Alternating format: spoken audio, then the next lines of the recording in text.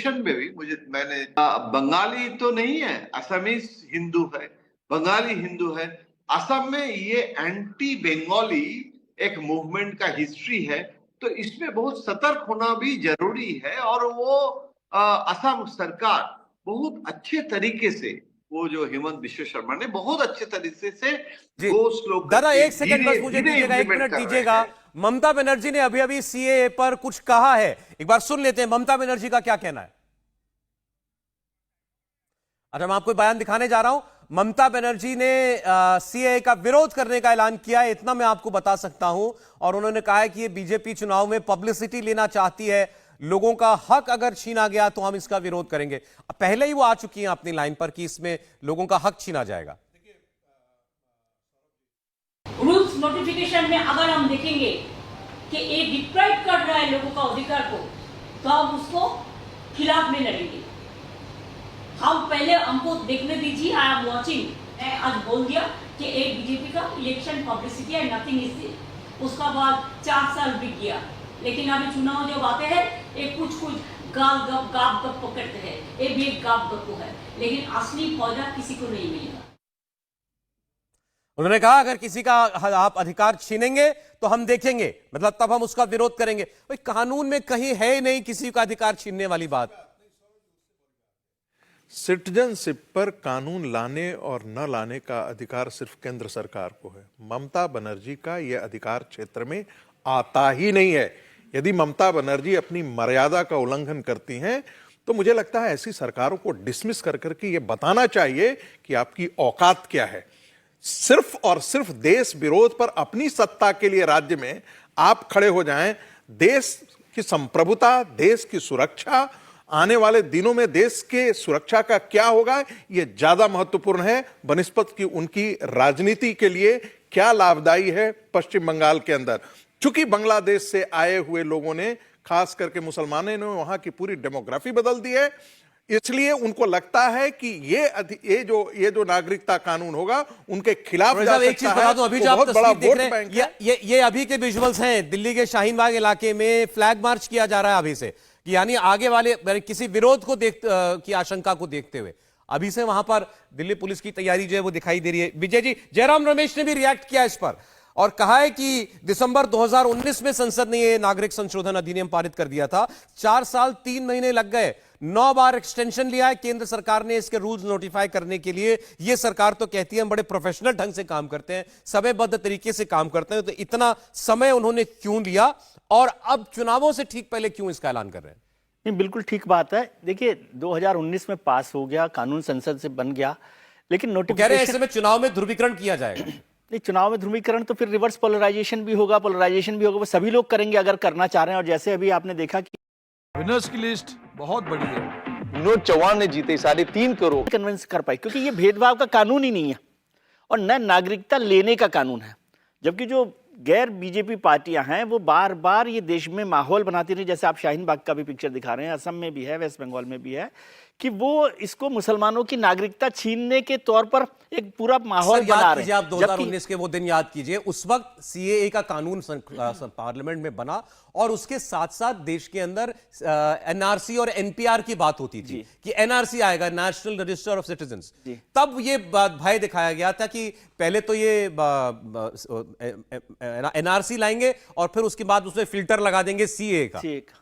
तो लेकिन सीए तो केवल कानून, सीए तो केवल नागरिकता देने का कानून है। और जैसे प्रोफेसर साहब ने भी कहा, मुसलमानों को जो पाकिस्तान के भी हों उनको भी नागरिकता यहाँ पर मिलती है, उसका भी विरोध नहीं, उसको अलग कानून में रखा गया है। जो नागरिकता के कानून है हमारे, उसमें भी मुसलमानों को नागरिकता मिलती है। ऐसा नहीं है कि मुसलमानों को नागरिकता नहीं दी जा रही हिंदुस्तान में।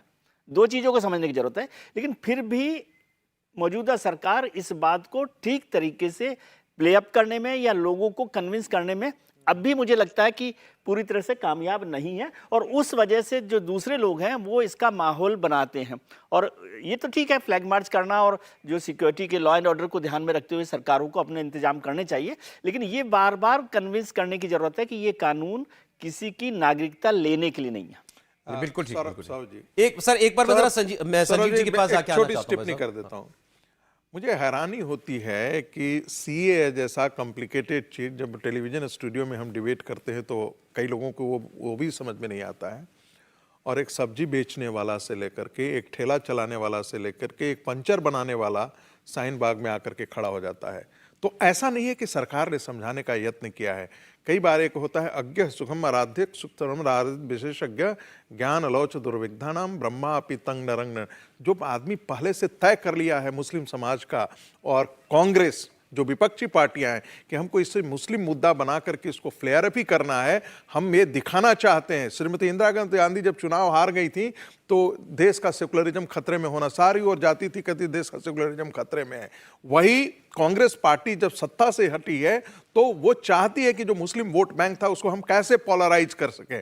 तो जानबूझ करके सीएए कानून को डिस्टॉर्ट करके इसको आग पानी देने का काम जो है वो कांग्रेस पार्टी आप कांग्रेस पर पोलराइजेशन के अटेम्प्ट का आरोप लगा रहे हैं। बिल्कुल ये सही है। चुनाव से ठीक पहले ये मुद्दा बनाया है तो ये तो सरकार ने बनाया है। नहीं देखिए, सरकार जो है वो इतने दिनों से कर रही थी। जो काम 4.5 साल नहीं हुआ वो भी 4 महीने और नहीं हो सकता था। क्या बिगड़ जाता? नहीं, आप चुनाव की बात कर लेते। एक बात बताइए, जो सरकार आज से 4 साल पहले कर रही थी वो अपने ही टर्म में क्यों नहीं इसे पूरा करे, किस पर छोड़े? और एक बात नहीं, ये पहली बार नहीं हुआ है, प्रधानमंत्री से लेकर के खास करके अमित शाह जी ने तो इसको 10 बार दोहराया है बंगाल में।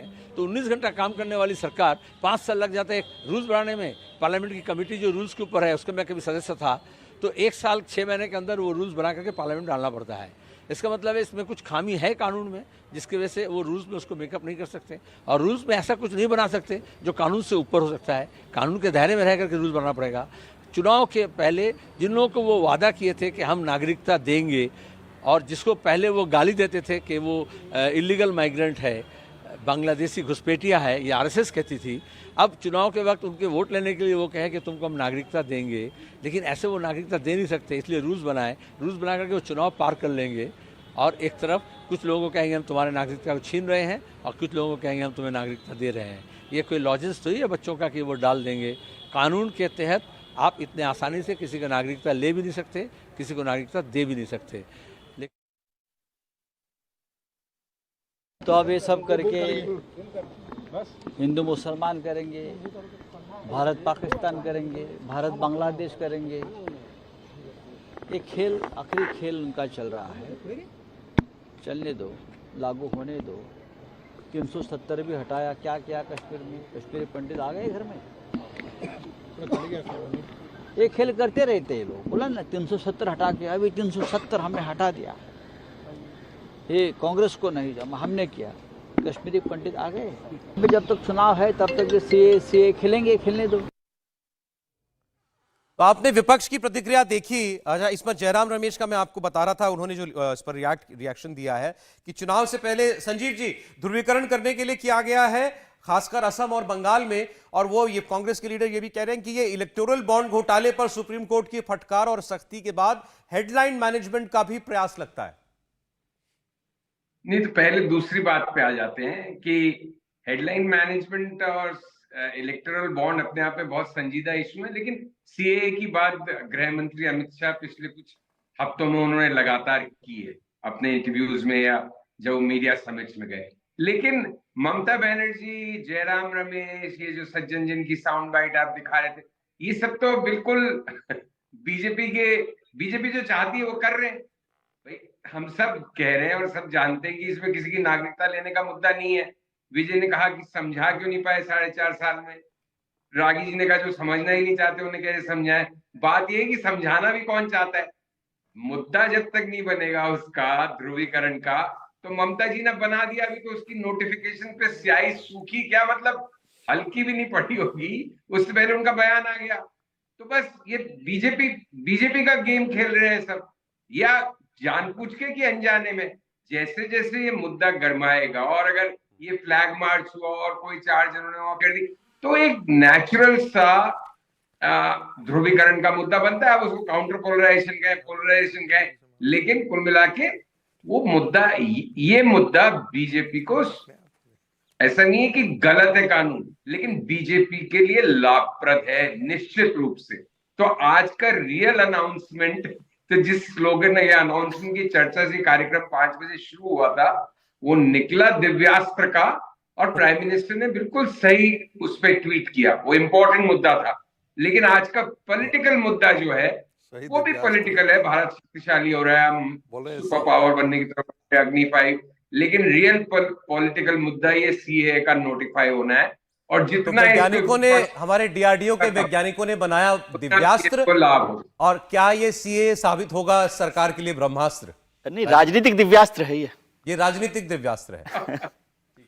अच्छा, विजय जी की बात से मुझे ये भी लगा कि वो कहना चाह रहे हैं कि खुश तो इससे विपक्ष भी शायद होगा ही, मुद्दा अगर बनेगा तो दोनों के लिए बनेगा, पोलराइजेशन होगा उससे। यदि वो कोशिश जो हो रही है, जितना आपने रिएक्शन देखा है, इसका मतलब है कि उनको कोई नुकसान इससे नहीं होगा। भले ना कहना चाह रहे हो सर, लेकिन होगा तो ये भी ना कि जब ममता जी जब बोल रही है तो बोल रही तो वो गुस्से में। सॉरी सौरभ, इससे मैं असहमत हूं, क्योंकि बंगाल का मुसलमान तो बीजेपी को वैसे ही वोट नहीं दे रहा था, तो उनको उस पोलराइजेशन का क्या लाभ है? पोलराइज तो होता है, पोलराइज होकर वोट का जो है, कम से कम घर से बाहर निकलेगा, घर से बाहर निकलेगा वोट डालने के लिए। एक सौरभ जी, एक कहा जाता है योधुर्वाणी परित्यज्य